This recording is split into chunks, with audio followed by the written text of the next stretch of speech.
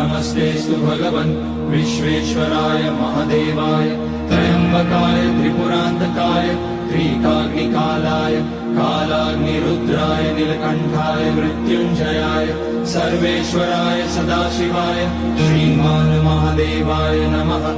ॐ नमः शम्भवाय च मयोभवाय च नमः शङ्कराय च मयस्कराय च नमः शिवाय च शिवतराय च। ॐ त्र्यम्बकं यजामहे सुगन्धिं पुष्टिवर्धनम् उर्वारुकमिव बन्धनान् मृत्योर्मुक्ष्यमामृतात्।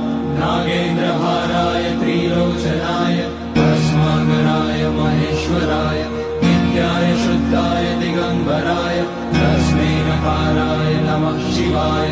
मन्दाकिनी सलिलचन्दन चर्चिताय नन्दीश्वर प्रमथनाथ महेश्वराय